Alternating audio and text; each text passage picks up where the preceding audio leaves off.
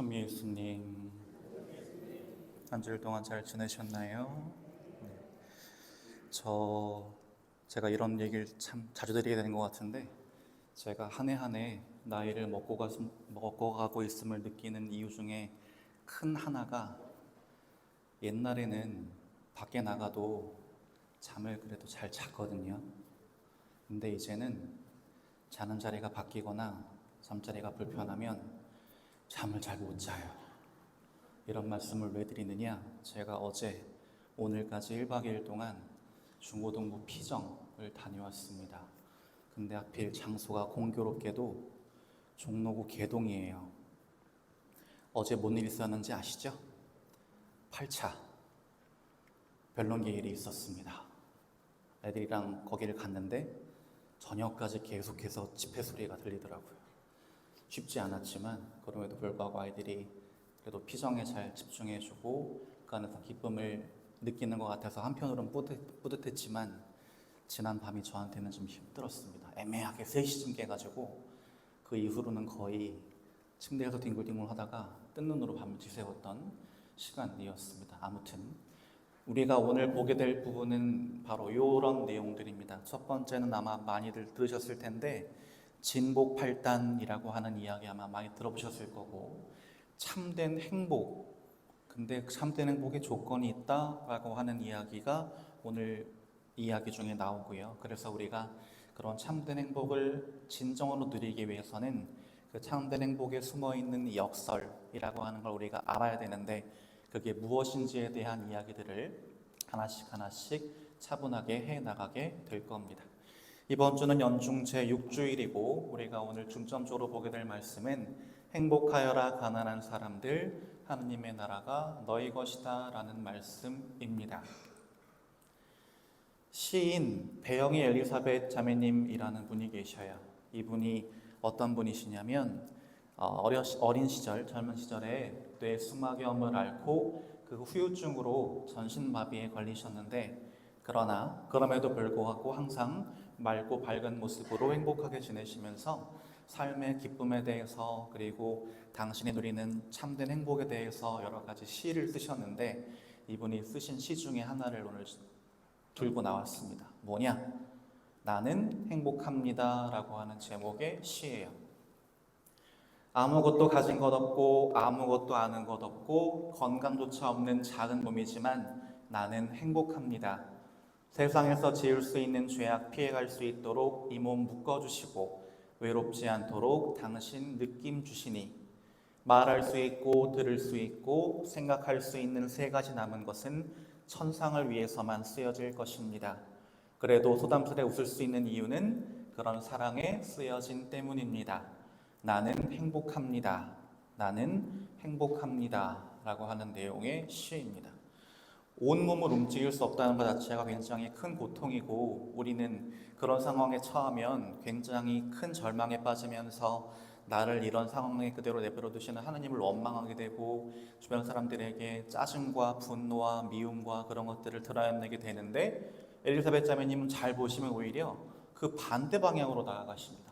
가진 것도 없고 아는 것도 없고 심지어 건강조차 없지만 행복하다고 하시는데, 그 행복한 이유가 내가 몸을 움직일 수 없기 때문에 세상 사람들이 이 세상에서 몸으로 짓게 되는 그 죄를 피해갈 수 있게 하느님께서 내 몸을 묶어주신 것이다 라고 하는 생각을 하시기 때문이에요. 그리고 더 나아가서 내가 직접적으로 몸을 움직일 수는 없지만 말할 수 있고 들을 수 있고 생각할 수 있고 요 3가지를 할 수 있는데, 그것마저도 나를 위해 쓰는 것이 아니라 하느님을 위해서, 그분의 뜻을 위해서, 그분의 사랑을 널리 알리기 위해서 쓰겠다. 그리고 나는 그렇기 때문에 이 보잘것없는 모습으로라도 하느님께 쓰임을 받을 수 있는 사람이기 때문에 나는 진정으로 행복합니다 라고 정말 진심을 담아서 고백하시는 모습을 보게 되는 거예요. 이런 엘리사벳 자매님의 모습을 보면서 나 자신에 대해서 많은 생각을 하게 됩니다. 어디 한 군데만 불편해도, 어디 한 군데만 아파도 나도 모르게 입에서 짜증이 나올 때가 많죠. 당장 저도 어제 방에 혼자 있다가 왜 그랬는지 모르겠는데 침대에 발이 걸려 넘어져가지고 엉덩방아를 찧었거든요.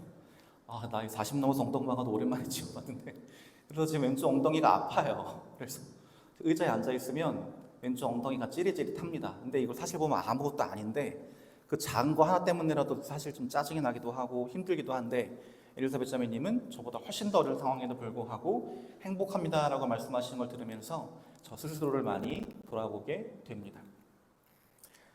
자, 그래서 이런 자매님의 모습을 보면서 아마 이런 생각에 빠지시게 될 거예요. 아니, 저런 사람도 정말 마음을 담아서 나는 행복합니다라고 고백하시는데 나는 저분에 비하면 몸도 건강하고 가진 것도 없지 않고 나름대로 공부도 많이 해서 아는 것도 많은데 나는 왜 행복하지 않지? 라는 생각을 자연스럽게 하시게 될 겁니다.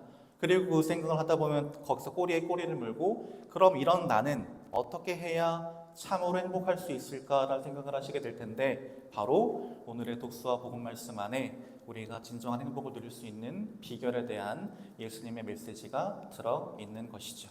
먼저 제1독서를 보시면 이런 구절이 나옵니다. 주님을 신뢰하고 그의 신뢰를 주님께 두는 이는 복되다. 그는 물가에 심긴 나무와 같아 제 뿌리를 시냇가에 뻗어 무더위가 닥쳐와도 두려움 없이 그 잎이 푸르고 가뭄에도 걱정 없이 줄곧 열매를 맺는다라고 기록되어 있습니다. 이 그림이 이 구절을 표현한 그 자체예요. 만약에 저 나무가 시냇가에 심겨져 있지 않았다면, 그리고 시냇가에 심겨져 있지만 시냇물을 향해서 뿌리를 적극적으로 뻗지 않았다면 어떨까요? 가물면 가물어서 힘들 거고요. 물이 흘러 넘치면 흘러 넘쳐서 힘들 거고 여러 가지로 사는데 제약이 많았을 겁니다. 그런데 저 나무는 물가에 심겨져 있었기 때문에, 그리고 물을 향하여 자기의 뿌리를 뻗었기 때문에 날씨나 기후나 여러 가지 변수의 영향을 받지 않고 언제나 푸르를 수 있는 것인데, 오늘 제1독서에서 바로 이런 나무를 통해서 누구를 이야기하는 거냐면 바로 하느님께 신앙의 뿌리를 두고 있는, 하느님이라고 하는 드넓은 물가에 심겨져 있는 우리 자신의 모습을 돌아보게 하는 것이 바로 오늘의 제1독서의 내용입니다. 그래서 이 내용들을 통해서 우리는 한 가지를 분명하게 확인하게 됩니다. 참된 행복을 결정하는 기준은 행복은 소유에 달려있지 않고 오직 하나님으로부터 주어지는 것이라는 것을 깨닫는 것이 우리가 참으로 행복해지는 길이다라고 하는 걸 오늘 제1독서에서 예레미야 예언자는 우리에게 알려주고 있는 것이죠.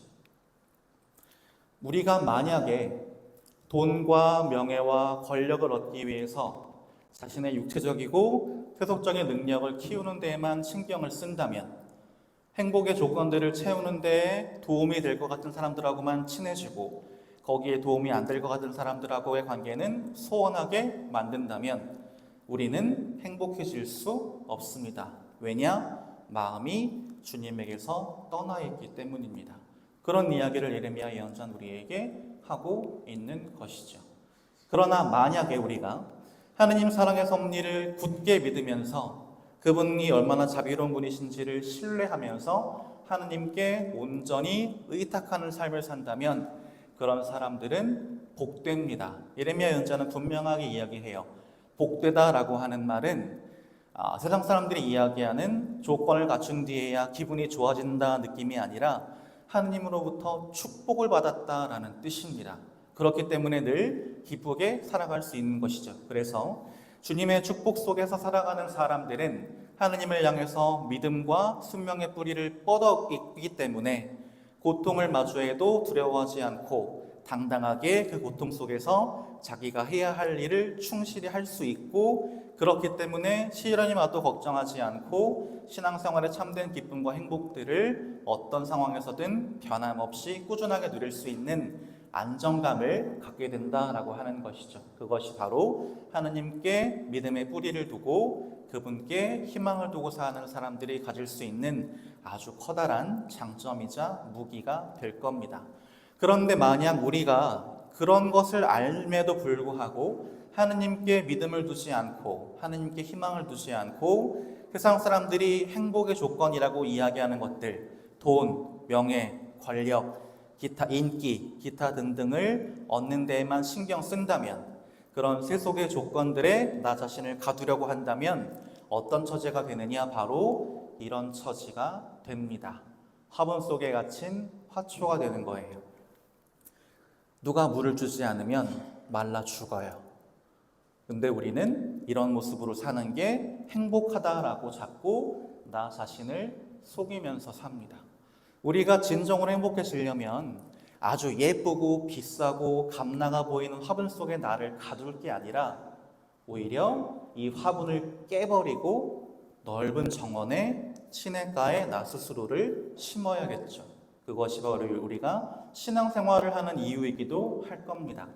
좁디 좁은 세상의 화분 속에 나를 가두고 그 안에서 행복의 조건들을 찾으려고 아등바등하다가 결국 행복을 놓치고 마는 불행한 사람이 될 게 아니라 믿음과 순명의 뿌리를 하느님께 온전히 뻗어나갈 수 있도록 하느님에게서 흘러나오는 그런 은총의 강물이 내 안에 온전히 스며들 수 있도록 나 스스로 하느님의 물가를 찾아서 그 자리에 심고 그리고 하느님을 향해서 믿음의 뿌리를 적극적으로 뻗어야만 하는 것이죠. 그런 사람들을 설명하는 용어가 바로 가난한 사람들이라는 표현입니다. 그래서 예수님께서는 오늘 진복 8단을 시작하는 가장 첫 말씀으로 뭐라고 말씀하시느냐면 행복하여라 가난한 사람들 하느님의 나라가 너희 것이다 라고 이야기하십니다. 단지 물질적인 가난을 이야기하시는 게 아니에요. 저 가난은 하느님을 온전히 내 안에 모셔드리기 위해서 적극적으로 내가 소유하고 있는 것들을 내려놓는 차원의 의미의 가난이라고 할 수 있습니다. 하느님께서는 당신 모습대로 사람을 창조하셨고 그리고 사람을 창조하시되 남자와 여자로 그들을 창조하셨다라고 창세기에 기록되어 있죠. 그리고 뭐라고 기록하고 있냐면 하느님께서 그들에게 복을 내리며 말씀하셨다. 자식을 많이 낳고 번성하여 땅을 가득 채우고 지배하여라. 그리고 바다의 물고기와 하늘의 새와 땅을 기어다니는 온갖 생물을 다스려라 라고 하느님은 말씀하셨습니다. 근데 이 말씀 안에 우리가 참된 행복을 누릴 수 있는 아주 중요한 두 가지 조건이 다 들어있어요. 첫 번째는 여기, 두 번째는 여기입니다. 그러면 하느님께서 우리에게 복을 내리셨다라고 하는 것은 어떤 차원으로 생각을 하느냐? 우리가 추구해야 할 행복이 세상 사람들이 이야기하는 그런 물질적이고 세속적인 조건을 채우는 그런 행복이 아니라 하느님께서 나를 축복하시도록 하느님을 온전히 바라보고 하느님을 향해서 마음을 활짝 여는 것, 그것이 바로 우리가 추구해야 할 행복의 방향이라는 것이죠. 그래서 우리는 하느님께서 손에 맡기신 피조물들을 그분 뜻에 맞게 잘 사용해서 그분이 원하시는 선을 이루어야 하는 소명을 받고 있고요. 또 한 가지는 그것들을 도구로 잘 활용해서 하느님께서 우리 각자에게 내리신 그 축복을 완성해야 하는 임무를 받았습니다. 그게 바로 방금 보신 창세기 9절 안에 있는 거예요. 우리는 내가 행복하지 않다라고 생각해서 행복을 찾아 나서지만 사실 하느님은 우리한테 이미 복을 괜찮아 우리에게 이미 복을 주셨다는 뜻이에요. 근데 우리가 그 복을 못 찾아서 완성시키지 못한다는 이야기입니다. 그렇기 때문에 어디서 행복을 찾느냐? 엉뚱한 데서 행복을 찾아요. 세상 사람들이 야, 행복은 돈에 있대, 행복은 명예에 있대, 행복은 조건에 있대 라고 한 것들에 이리저리 휩쓸리면서 정작 내 안에 있는 하느님의 축복은 완성할 생각을 못하고 물질적인 것들에 사로잡힌 노예로 살고 있는 게 문제인데, 예수님께서는 그런 우리에게 뭐라고 말씀하시는 거냐면 가난이라고 하는 것을 적극적으로 선택하라고 하시는 거예요. 어쩔 수 없이 찢어지게 가난한 사람들을 탓하시는 것이 아니라 우리가 스스로의 의지로 하느님을 찾기 위한 열망과 하느님을 내 안에 모시기 위한 강한 의지로 물질에 대한 탐욕을, 재물에 기울어지려고 하는 나의 나약한 의지를 바로잡아야 한다는 이야기를 하시는 것이 바로 마음이 가난한 사람은 행복하다라고 하는 말씀 안에 숨은 뜻이 되는 겁니다. 내가 참으로 가치 있는 것들을 얻으려면 지금 내 손에 쥐고 있는 걸 내려놔야죠. 그래야 적극적으로 하느님을 향해서 손을 내밀어서 하느님 저에게 그걸 주십시오라고 받을 수 있을 거잖아요. 근데 양손 가득 세상의 비닐 주머니에 있는 것들, 쓸데없는 것들을 들고 있으면서 하느님 저 어떻게 해요? 라고 하고 있으면 하느님 우리에게 은총과 축복을 주고 싶으셔도 우리 편에서 준비가 안 되기 때문에 못 받는 상황이 벌어지겠죠. 그래서 예수님은 우리에게 비우라고 하시는 거예요. 하느님을 모시기 위한 빈자리를 내 마음 안에, 내 영혼 안에 마련해야 하느님께서 우리 안에 들어오셔서 큰 은총과 복을 베풀어 주실 수 있기 때문입니다. 바로 이것이 우리가 믿음으로 하느님이라고 하는 은총의 물가에 자기 스스로를 심는 행위라고 할 수 있을 겁니다. 그래서 오늘 복음에서 예수님이 말씀하시는 행복 전체를 관통하는 개념이 바로 가난이 됩니다. 그리고 이 가난이라고 번역되어 있는 말은 그리스어 원문으로는 푸토코이라고 하는데요. 이건 어떤 것을 뜻하느냐? 가난한 사람이라고 하는 건 가진 게 아무것도 없어서 생존하려면 하느님의 자비에 철저히 의존할 수밖에 없는 사람들을 뜻합니다. 가진 게 없다의 방점이 찍히는 게 아니라 내 조건과 상황이 이렇기 때문에 오히려 더 하느님께 간절히 매달린다. 하느님만 찾는다의 방점이 찍혀 있는 거예요.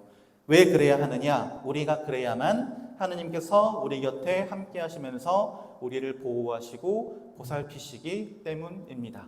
그런 상태가 되면 어떻게 되느냐? 우리는 세상의 것들에 마음이 갈라지지 않고 하느님과 온전히 일치되어 있기 때문에 이 세상에서 하느님 나라를 누릴 수 있게 됩니다. 그것이 바로 참된 행복의 원동력이라고 할 수 있는 것이죠. 저 상태에서만이 오늘 복음에서 말씀하시는 가난해도, 지금 배고파도, 지금 슬퍼도, 지금 다른 사람들한테 모함을 받고 원망을 당하고 미움을 받아도 너희는 행복해 라고 할 수 있는 상태가 되는 거예요. 내가 진짜 가난해서 행복하다는 게 아니라 내가 진짜 미움받아서 내가 진짜 슬퍼서 그 이유 때문에 행복하다는 게 아니라 하느님께 온 마음을 두고 하느님을 바라보고 있으면 가난해도 슬퍼도 미움받아도 나는 흔들림 없이 하느님 덕분에 행복할 수 있다라고 하는 이야기를 하시는 것이 바로 오늘 행복선언의 전반부에 담겨있는 뜻이라고 할 수 있는 겁니다. 삶에서 겪는 모든 일들을 무엇으로 받아들이느냐? 다 이것도 하느님의 뜻이야 라고 받아들이기 때문에 굶주려도 슬퍼도 사람들로부터 미움과 박해를 받아도 우리는 근심과 걱정으로 마음이 흔들리지 않을 수 있고 그런 상태에서 하느님을 바라보면서 하느님이 주시는 축복을 가득히 받아 누리기 때문에 우리는 참으로 행복할 수 있는 겁니다. 그런 메시지를 담아서 예수님은 우리에게 행복하여라 가난한 사람들이라고 말씀하고 계시는 거죠. 진짜 행복해지고 싶다면 너희들 스스로 하느님을 온전히 모시기 위한 가난을 선택해야 한다라고 이야기하고 계시는 것이기도 합니다. 그런데 반면에 후반부에서는 뭐라고 이야기하시냐면 불행하여라 너희 부유한 사람들 너희는 이미 위로를 받았다라고 이야기하십니다.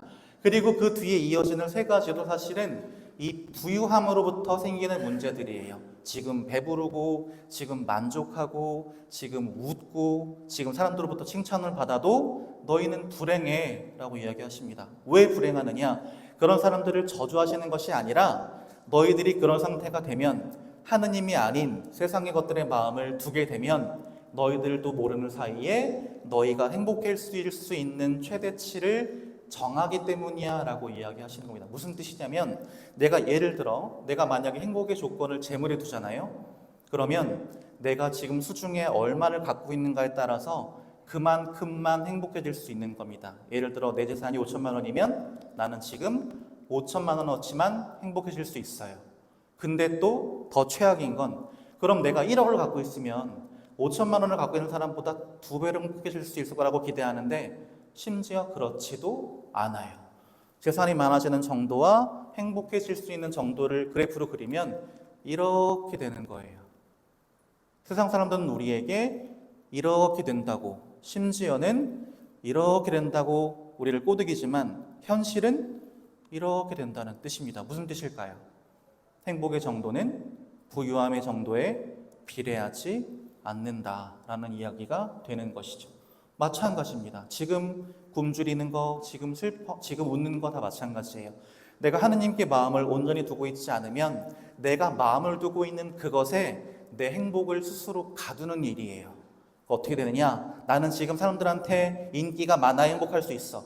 나는 지금 내 앞에 슬픈 일은 하나도 없고 내가 생각하기에 좋은 일, 기쁜 일만 있어야 나는 행복한 거야 라고 나 스스로 자꾸만 조건을 세우고 또 조건을 세우고 나를 그 안에 가두기 때문에 내가 만들어 놓은 그 좁은 조건 안에서만 나는 선택적으로 부분적으로 행복해지게 된다라는 뜻이죠. 그러니 참된 행복을 누릴 수는 없게 되는 겁니다. 무엇 때문에? 내가 하느님이 아닌 다른 그 무엇에 두고 있는 그 잘못된 방향성 때문에 그렇게 된다라는 이야기를 예수님은 우리에게 하고 계시는 것이죠. 그래서 하느님이 계셔야 할 자리를 세상의 물질적인 것들로 이미 채워버린 사람들은 그것들이 주는 일시적이고 유한한 만족감이 내가 누릴 수 있는 기쁨의 최대치로 이미 정해져 버렸습니다. 그래서 그런 사람들 앞에는 무엇만 있느냐? 내리막길밖에 없다는 뜻이에요. 사람들은 배부르고 웃고 좋은 일만 생기고 인기가 많으면 행복하다고 하지만 내가 지금 배불러도 내가 지금 웃어도 내가 지금 인기와 명예를 누려도 이거 언젠가는 떨어질 텐데 라고 하는 불안감과 두려움 때문에 마음껏 행복할 수 없는 거예요. 그래서 예수님은 우리에게 세상의 조건들을 쫓아가지 말라고 이야기하고 계시는 것이죠. 그게 바로 제가 처음에 말씀드렸던 참된 행복의 역설이라고 하는 부분입니다. 분명히 우리는 이 그림이 반대되어야 한다라고 생각해요. 돈이 많은 사람은 행복해야 하고 가난한 사람은 불행하고 슬퍼.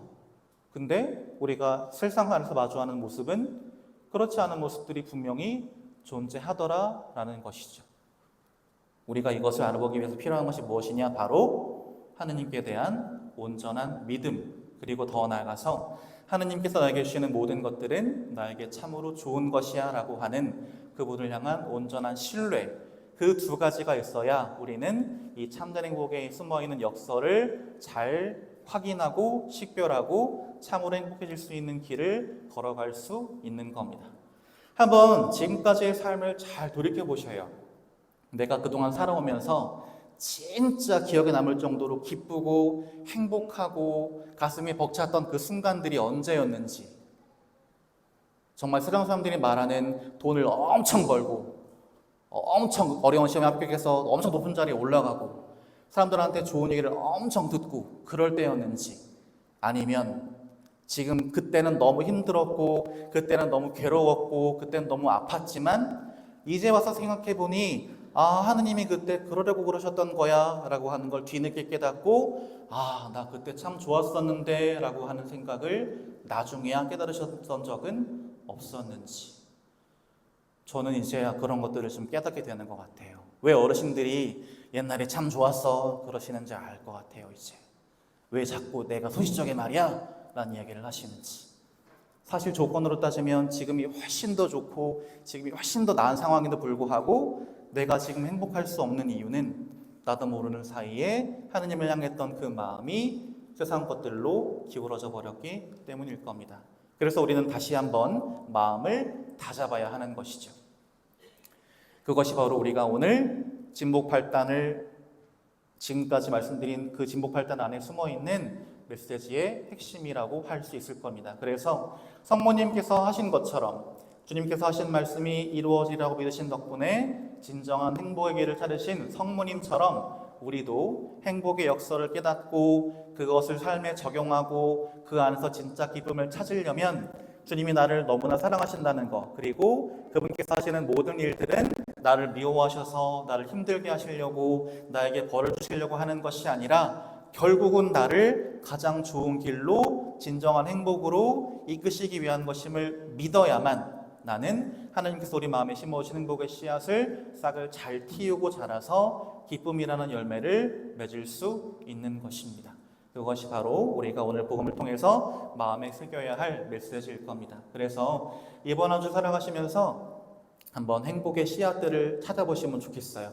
돈에서 말고, 명예에서 말고, 권력에서 말고 하느님 안에서, 하느님이 내 안에 어떤 행복의 씨앗들을 잘 심어주셨나라고 하는 것들을 믿음 안에서 기도를 통해서 사랑의 실천들을 통해서 한번 잘 찾아보시고 내가 저편으로 밀어놨던 그 행복의 씨앗들을 한번 잘 갖고 보려고 노력하시는 한 주, 그래서 그 안에서 진정한 기쁨을 누려보시는 한 주 만들어 보시면 좋겠습니다.